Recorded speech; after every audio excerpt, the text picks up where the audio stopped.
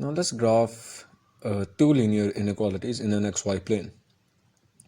So we have these two inequalities, this one and this one, and we need to indicate that the solution set of the following systems of a linear inequalities by shading. So let's see how we'll do that.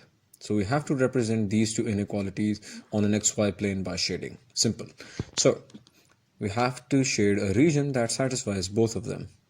So the very first step is to find the the very first step is actually to just replace these inequality signs by equal to signs. So you have two associated equations. Now, the first step is to find the x-intercept of the first equation. How do we do that?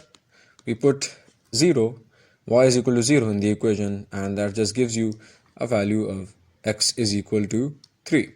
Simple. That's the x-intercept. Now, so the point is 3, 0. So 3 on the x-axis and 0 on the y-axis. Simple, because the value of the x-intercept is where the value of y is 0. We really know this from basic graphical representations. Now, the second step is to find the y-intercept for 1.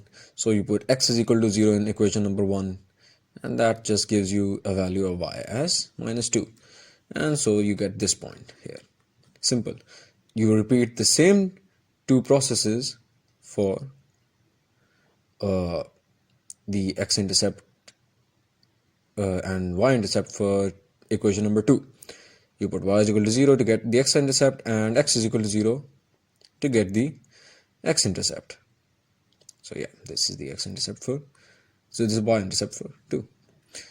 So simple, just to remind you again, y, I'll write this down really, y is equal to 0 for x-intercept, and x is equal to 0 for y-intercept. Simple.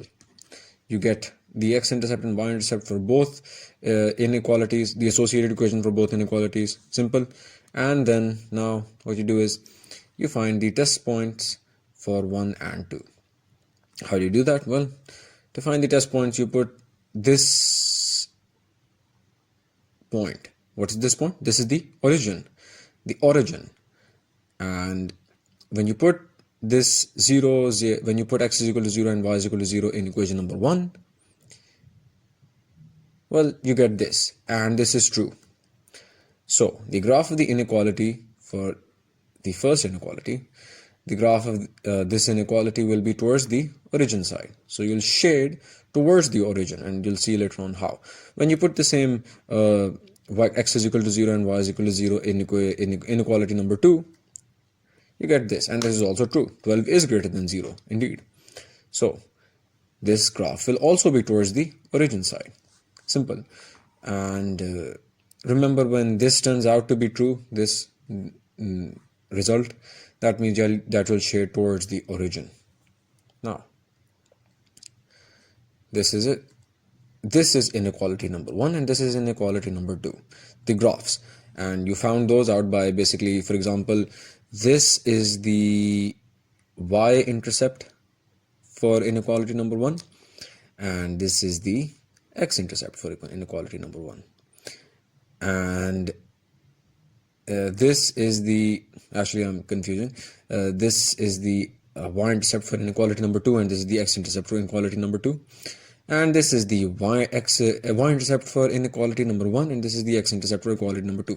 So when you connect these 2 points, this is inequality number 2, this is inequality number 1. Simple. Now, this is the shaded region. Why? Because remember, it was towards the origin when we used the test points. So this graph over here, this line, basically the line for inequality number 1, yes. You can also shade towards this side of the line, but no, since the test point revealed that the result was true, you have to shade towards this side, because it's towards the origin, which is this. Now, same applies for this line here, which is the line for inequality number 2. You could have shaded on this side of the line as well, but no, you have to shade towards the origin, which is this side, and hence this entire thing is the result of those two inequalities in the xy plane using shading. Simple, really.